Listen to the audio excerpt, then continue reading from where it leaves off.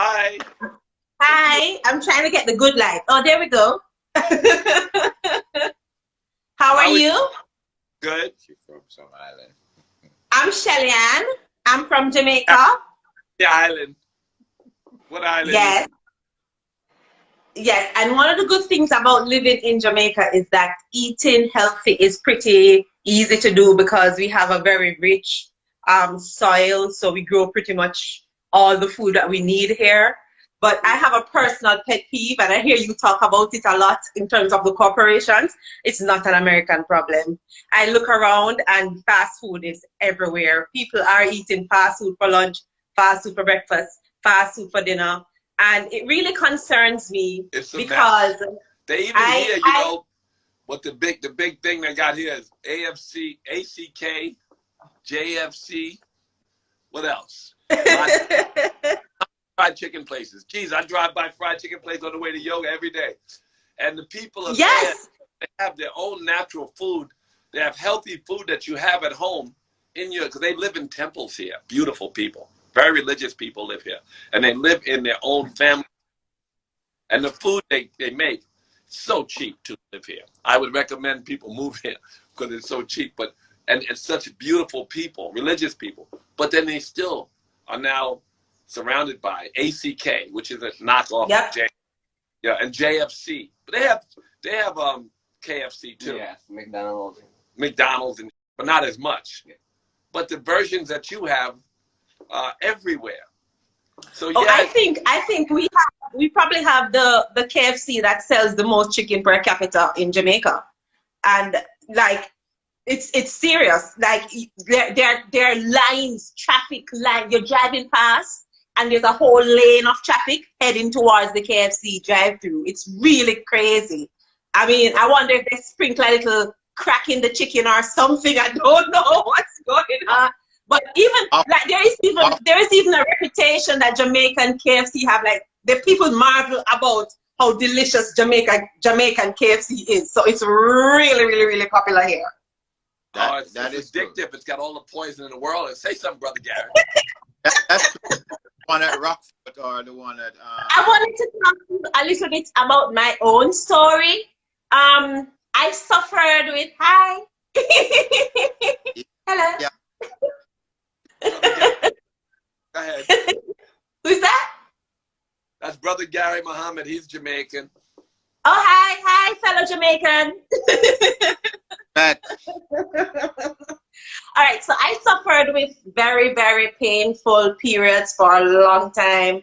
In my about 7 years ago, I was diagnosed with uterine fibroids, and it was recommended that I do a hysterectomy. And I was ready to do my surgery. I had the date booked. I was doing pre-op and everything.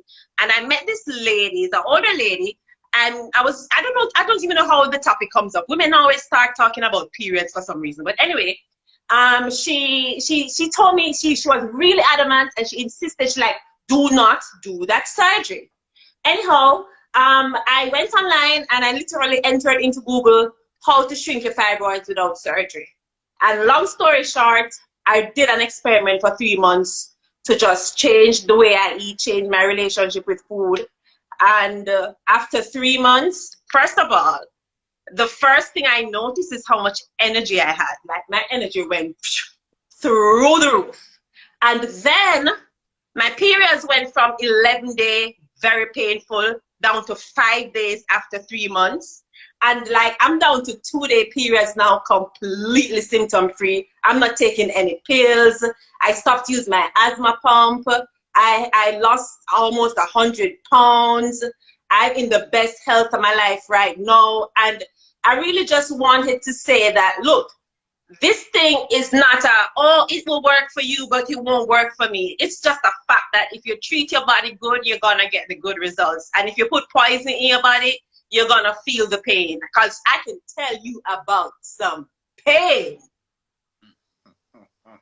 Sister, what she said to the Facebook people who might not have heard every word is that she changed she was told to get surgery. I was told to get surgery years ago too, right before I went vegan. But hers is much better. I'll tell you mine right after. Hers is, She had these terrible pain, terrible periods, 11-day periods. They told her she needed this huge operation. It was simple for her. She just Googled, how do you reduce this? What do you do? And it all was diet. She shifted her relationship with her diet. Everything changed. Her energy went up. Everything changed.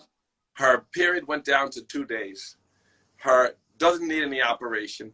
Doesn't need a thing. All of these things. You can go on a Will Smith said this story about his 10-day fast, a water fast to clean everything out. Water fast, start over and reset. And then after you do a water fast, you can start to eat maybe a vegan diet with a short window. This intermittent fasting really helps because then you keep eating the sickness in your body. Yeah. And you can, and there's in What the Health, I was recommending a movie as well as I've seen it. I saw it. You see, they just stopped taking the pills and suddenly life. I used to take painkillers. I used to have a little pouch. I don't even know where it is. I used to have a little pouch that I kept all of my pills in, and I'm talking about, you name them, narcotics. I've done cataplam, Voltaren, Bufrin. I got to the point where some of them just didn't work anymore. The last time I took cataplam, the normal dosage is 1. I took 6 of them. And in that moment, I realized that, okay, this is a problem. I can't do this. Like, I'm about to kill myself trying to get rid of pain with 6 tablets, and I'm supposed to be taking 1. So it's really, really, I wrote a whole book about it. And I spend, like, what I do for a living now is that I empower women. I help them understand their bodies. I help them understand that their periods are not supposed to be painful. I help a lot of them change their relationship with food. Or people are asking me what I stopped eating.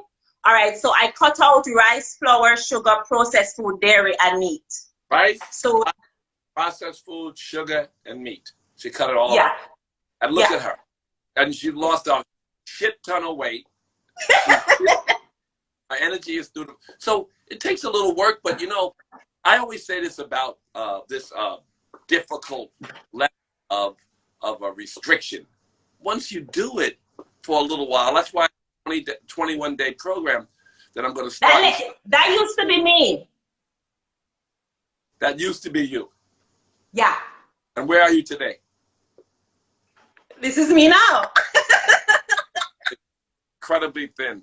Well, see, all you have to do is just start a process. And when you do it regularly, it becomes so good to you. Feeling good is also an addiction.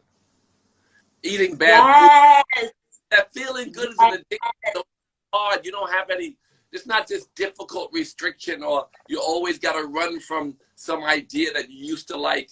One day you just don't like it anymore. You like what's good for you. The key to a good lifestyle is that you do what you love. You know, I used to hate going to yoga, but I knew it would feel good. And then the more I'd feel good after, just like when you eat good food and you feel healthy instead of sleepy. But then you get used to it. That was a big thing for me. That food thing, because I used to, like, about 3 o'clock in the evenings, I always just felt like, okay, I need to get a nap. I mean, obviously, I wouldn't be able to take one because, you know, I'm up and about. I'm usually working. But that's how I used to feel. I always felt really like that early afternoon. I just feel like I need to find a bed. And not even night and days. Nowhere near that anymore. Someone's writing, I was just tired of being sick. You want to feel good. We only hear every second we pursue yoga. I say yoga, but I'll explain. Every second we're pursuing a happy present moment to be awake and happy in our seat. And by having a proper diet and doing the right things for ourselves, we have more seconds of presence. The elimination of neediness. You need to feel good. You need a new car, you think, you get it. Second, you feel good. But when you do the things that are internal, it's for lasting, stable. Oh, happiness. yeah. So absolutely. More times, more seconds. It's a pleasure to speak to you, sister. Let's speak more. Thank you so much. Thank you so much. Keep doing what you do. Continue doing what you do, sister. All right. Hi, sis. Hi, peace. How are you? Peace. How are you? Good. I'm awesome. Yeah, I'm here in Los Angeles, just enjoying life, chilling out today. Tea. Oh, All the good for tea. you. It looks beautiful. It is. It's nice. Out there, everybody, I say it to everyone, almost everywhere in the world. How can Yeah, I? I've actually come here just trying to create some more wellness for myself and for others, inspire others, collect some knowledge, and it's been great. I'm here on Venice Where you Beach. from? Venice? Where you from? I'm from Georgia, Atlanta. Atlanta, Georgia. Yes, Atlanta, Georgia. And I had my holistic journey through a spiritual awakening. I want to say maybe in 2016 or 15. But I've already had a like long medical history with my intestines. So I got in a car accident when I was younger, and I ruptured my intestines and fractured my spine. So I didn't really want to do too much meat growing up, but I feel like after I cut meat out, it definitely helped me more so internally with my mindfulness and just my way of thinking. So I'm here to contribute to the consciousness of the world and of the community. But she said, for those on Facebook, I know you can hear her, but maybe not clear. She said the mental clarity. You know, there's a karmic result also, which may not even register, but the suffering of the 200 billion animals that are made to be born into this suffering is ingested by us, but also the karmic result of having participated into birthing these animals into suffering. And then also there's a karmic result for destroying Mother Earth. Nothing destroys Mother Earth more than the growth of cows and what they consume.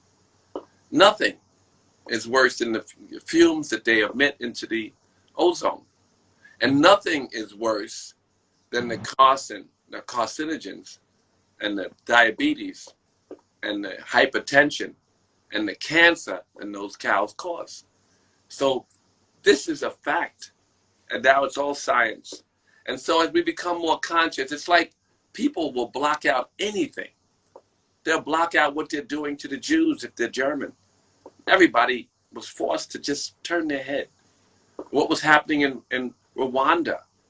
Somebody had to meditate and think, maybe we shouldn't kill all these people. Right, yeah. So unconscious behavior is rampant amongst humans in many cases. We have to be the ones to meditate and decide, no, we're not part of the collective in this regard. We are going to be good influences versus hurtful. Exactly. We're not that selfish. We're going to work for the greater good. And when we do this, selfishly, we feel better. Like when the girl said, I stopped eating these things, I did this work. It wasn't a whole bunch of resilience and hard work, because once the habit of doing good sets in, once you start a process, a life that's more conscious and happier and healthier, you don't want to return to the bullshit. You want to escape. No, you don't. Not only externally, but like we said, internally a lot, because it changed my entire way of thinking. And I've been on this course ever since then, and I find myself kind of, even though I know we are all one and it's all for the greater good of, humanity, I'm able to see myself on the other side now. Now that it's like I have new eyes. I've been able to, focus on my pineal gland and really just see more. I see life in a whole nother way. I see the green in the trees, the light in the stars. So it's really nice.